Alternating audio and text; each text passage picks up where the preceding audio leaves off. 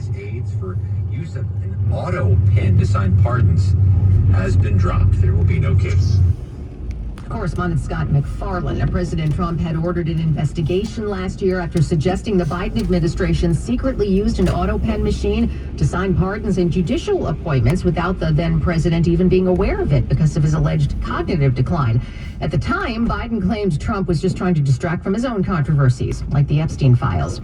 Well, RFK Jr. is coming for your morning coffee, your sweet, sweet morning coffee. The Trump Health and Human Services Secretary wants companies like Dunkin' and Starbucks to prove their highly sweetened beverages are safe, and Kennedy adds, the purpose of this channel is to record history for future generations. That is it. We're just recording history and my commute to work. Coffee is a sugar-sweetened beverage, but it can basically be a liquid dessert with all the added sugar it can contain. The American Heart Association suggests most women limit added sugar to about 25 grams per day and men about 36 grams a day, so roughly 6 to 9 teaspoons of sugar a day. And a flavored grande latte easily puts you over that amount. It's not just a little treat. Now, the New England region of the U.S. is the birthplace of Dunkin', and Kennedy's threat has prompted a challenge from Massachusetts Governor Maura Healey. She posted, and we quote, come and take it. Well, it's been almost 3 years since a toddler died and 3 other babies were hospitalized after being exposed to fentanyl at a Bronx daycare. The couple that ran that daycare, as well as a drug operation, are already serving a 45-year federal sentence, but yesterday they were sentenced on state charges. Nicholas Domenici's parents held up a large framed picture of his ear-to-ear smile in court as they fought through tears addressing his killers, Gray Mendez and Felix Herrera Garcia. No family is supposed to be facing that kind of moments. The children at this daycare took naps while fentanyl was under the floor, and Domenici died from exposure in 2023. Bronx DA Darcel Clark. The judge put it very well. They pled guilty to narcotics charges in federal court. They did not plead guilty to murder. With this sentence, she says there is full accountability. Mac Rosenberg's 1010 wins on 92.3 FM. So you've heard of the unretiring trend? Well, Mr. Clean is going with it. The bald, buff character dressed in white is ushering in a new era for the brand 2 weeks after his quote-unquote retirement announcement said hence exploding all over social media. He's now helping to roll out a major product overhaul, like the biggest upgrade to his brand's iconic Magic Eraser in 20 years, and brand new scents for his lineup of multi-purpose cleaners. A statement from Mr. Clean himself says he tried to stay retired, but the magic of cleaning called him back. In his 2 brief weeks away from work, the character posted about how he was keeping busy, like training for a marathon and doing crossword puzzles. But now that he's unretired, Zillow has created a listing for Mr. Clean's retirement residence in Maui, since he will not be needing it anymore. Well, a modest suburban home made famous by a classic sitcom is now an official Los Angeles landmark. That's the way we all became the Brady Bunch. Many vintage television buffs have a soft spot for the 70s Brady Bunch television show. The actual Studio City house, which was popularized because exterior shots were shown nationally as the actual house, it's been declared a cultural monument by the Los Angeles City Council. The property gained almost accidental fame as it's close to Paramount Studios and chosen for the exteriors so it'd be close to where they'd shoot the interiors on the studio lot. Correspondent Craig Fiegener. Fun fact about the Brady Bunch home, it was also featured in the 1995 big screen version of the show, as well as the sequel. Focus Features presents the film Hamnet from director Chloe Zhao and producers Steven Spielberg and Sam Mendes. The goal for this channel is to continue uploading steady, almost daily time capsules featuring local news in the New York metropolitan area. 13 may be inappropriate for children under 13, now playing in theaters everywhere. Amy, hi. This is Broadway in Patterson on a rainy day. Isn't she a hospice? It's a cold rainy day. It's 40 degrees. Hospice began providing care. Her symptoms. We got to be careful going around these buses like this. You never know when someone is going to cross the street in front of a bus. That's great. Give her a hug from me. I also allow the commercials to play because those too can be vintage. The jingles from the 70s and 80s and 60s are so popular today. July 9th, courtesy of the Bowery Presents. Listen between 8:30 and 9 this morning, and good luck. All news, all the time. Sunny day. Oh yeah, but not today. 10 wins. This is the 720 headlines. You give us 22 minutes, we'll give you the world. Good morning. We have 43 degrees at 7:20 on this Thursday, March 5th. I'm Donna Vaughn, and here's what's happening. Iran has launched a new wave of attacks on its Middle East neighbors as the joint U.S. and Israeli attack on Iran continues to decimate that country. Another arrest in the notorious snowball attack on police at Washington Square Park. But again, no felony charges filed. The PBA not happy about that. Just give us a fair deal, say apartment building workers. Their union and landlords are finally ready to start contract negotiations only weeks before the current deal is set to expire. Another dead end in the Nancy Guthrie disappearance. Investigators say gloves found near her home belonged to a restaurant worker and have no connection to the case.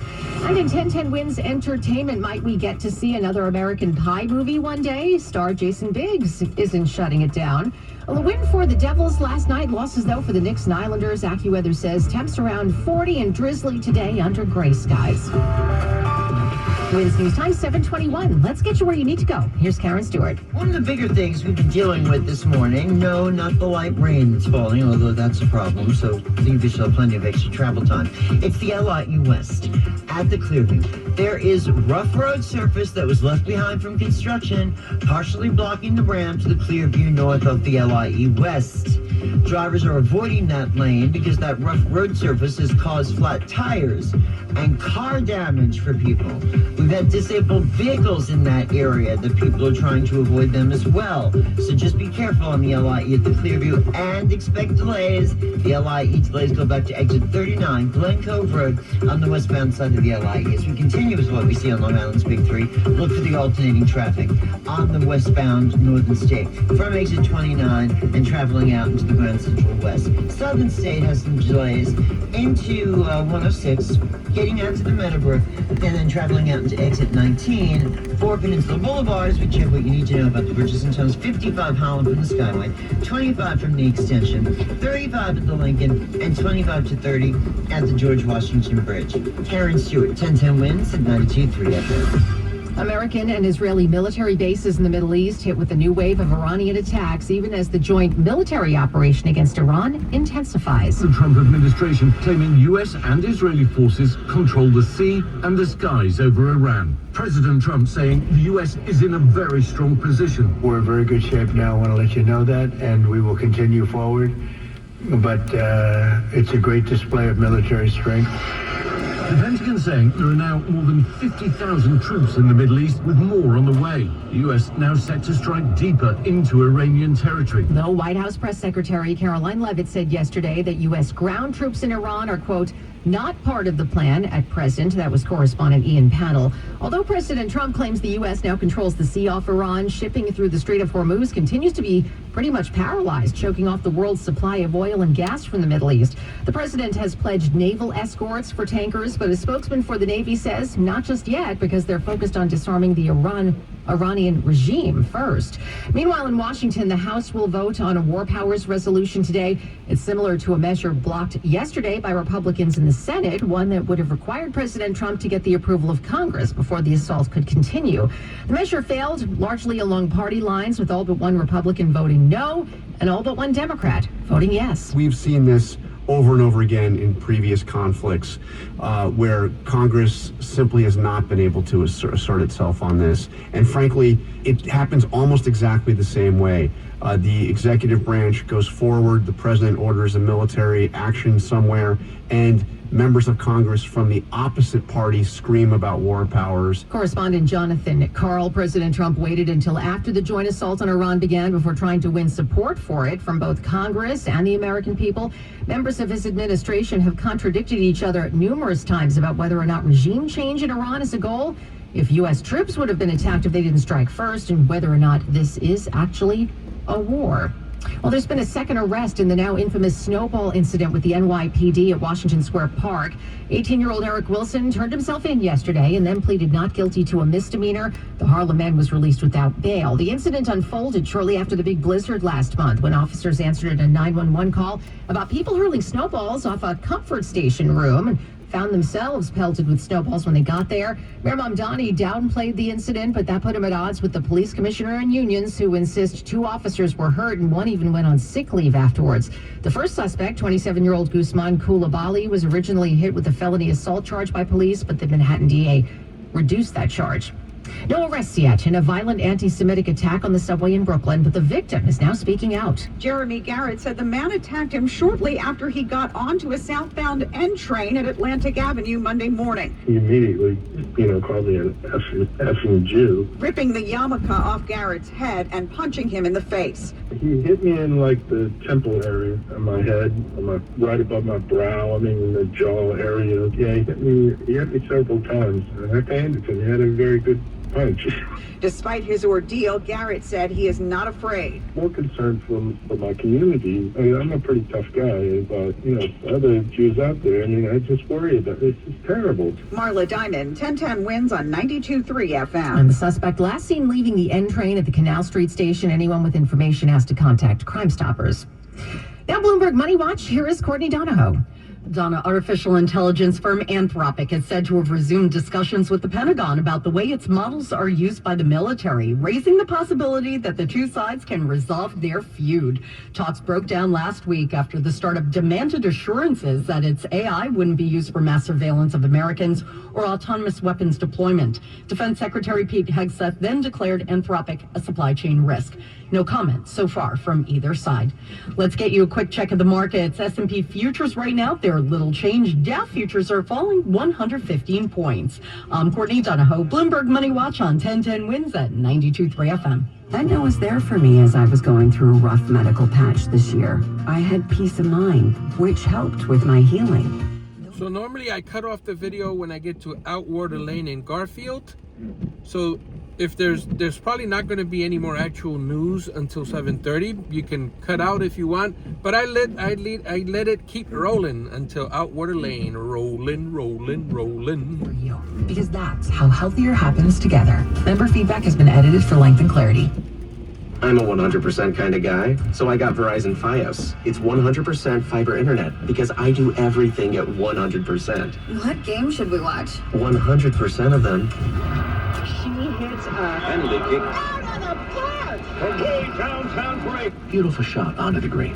You either have 100% fiber internet or you don't. Get Verizon Fios. It's super fast and reliable with ultra low lag. It's 100% or nothing. Call 1-833-VERIZON to switch today. Go teams!